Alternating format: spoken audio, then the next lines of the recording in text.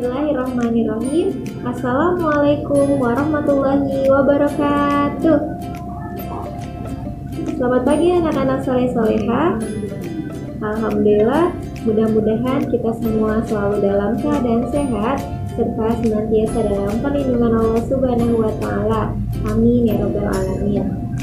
Hari ini kita akan belajar tema 2, subtema 2, pembelajaran 2.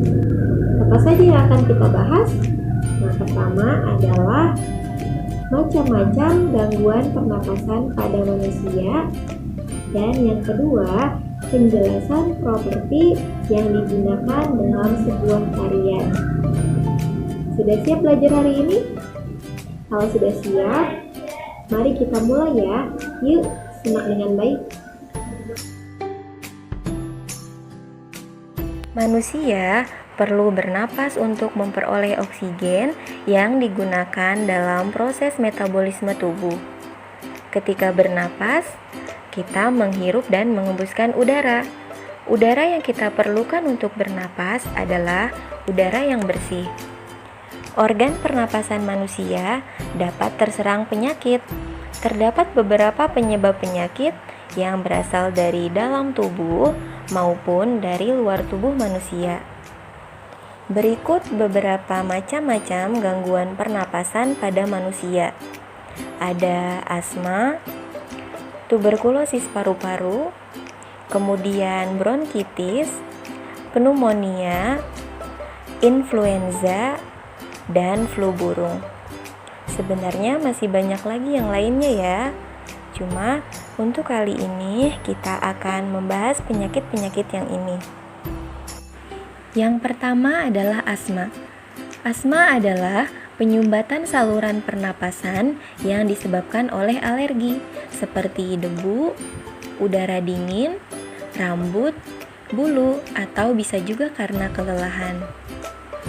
Asma ini gejalanya yaitu dada terasa sesak, batuk, napas terasa berat, dan napas berbunyi. Pengobatan yang dapat dilakukan yaitu dengan memberikan inhaler. Inhaler adalah sebuah alat yang berfungsi untuk memasukkan obat ke dalam saluran pernapasan secara langsung dengan cara dihisap melalui mulut. Nah, perhatikan gambar di sini ya. Ini adalah gambar saluran napas yang normal. Sedangkan yang asma bisa kita lihat ya, di sini ada penyumbatan pada saluran pernapasan sehingga para penderita asma akan mengalami sesak napas ketika sedang kambuh. Kemudian, tuberkulosis paru-paru atau TBC. Penyakit ini adalah penyakit infeksi pada paru-paru yang disebabkan oleh bakteri, yaitu bakteri Mycobacterium tuberculosis. Gejala pada penyakit ini yaitu batuk berdahak disertai darah, nyeri pada bagian dada, dan sering mengalami demam pada saat petang hari. Pengobatan yang dapat dilakukan yaitu dengan mengonsumsi obat sesuai dengan resep dokter. Untuk mengatasi penyakit ini, penderita perlu minum beberapa jenis obat untuk waktu yang cukup lama atau minimal selama 6 bulan. Nah, yuk kita perhatikan di sini terdapat perbedaan antara paru-paru yang normal dengan paru-paru yang terkena penyakit TBC. Di sini terjadi kerusakan karena banyaknya kuman-kuman atau bakteri yang masuk ke dalam paru-paru.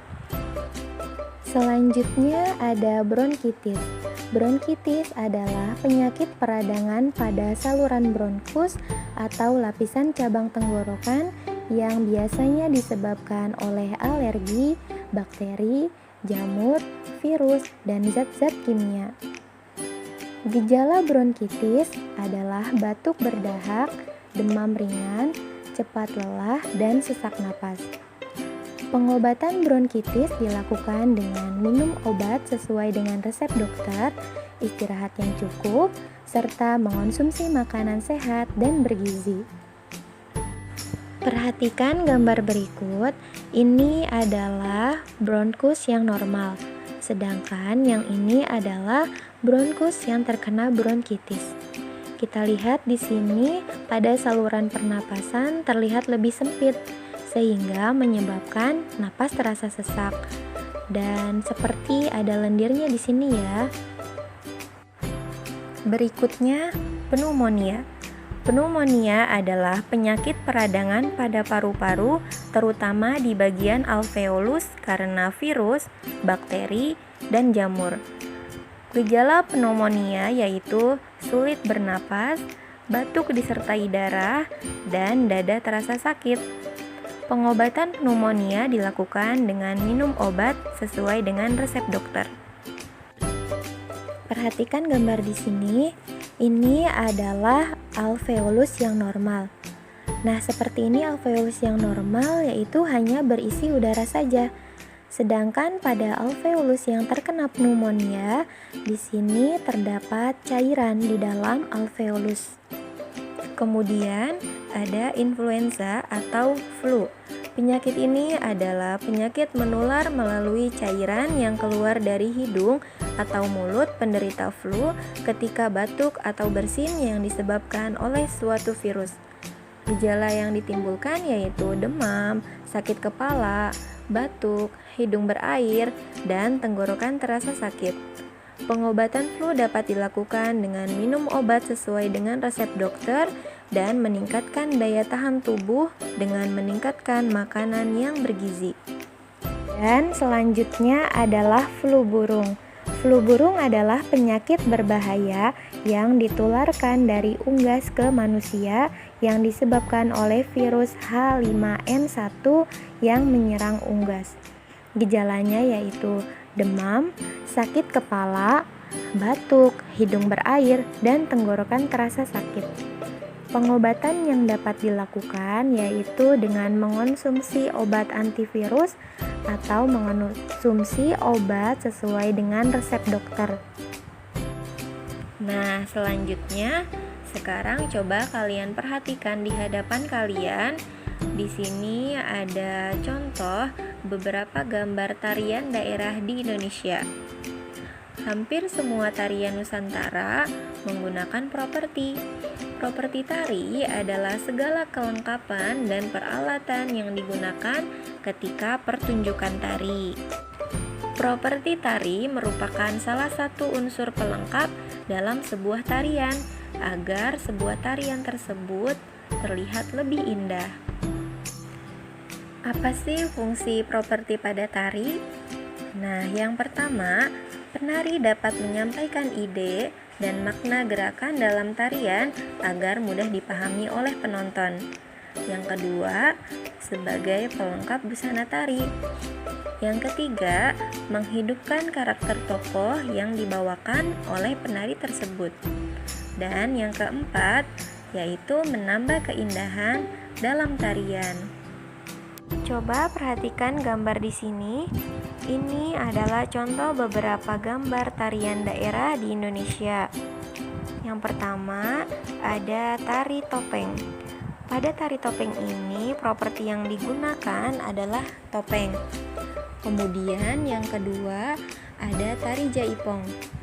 Properti yang digunakan pada tari jaipong ini adalah selendang. Selanjutnya yang ketiga ada tari payung. Pada tari payung ini properti yang digunakan adalah payung-payung. Dan masih banyak lagi contoh tarian-tarian daerah yang menggunakan properti sesuai dengan tarinya. Sekian pembelajaran kita hari ini. Mudah-mudahan apa yang telah disampaikan dapat dipahami dan dapat bermanfaat untuk kita semua. Tetap rajin dan tetap semangat dalam belajar ya. Terima kasih. Wassalamualaikum warahmatullahi wabarakatuh.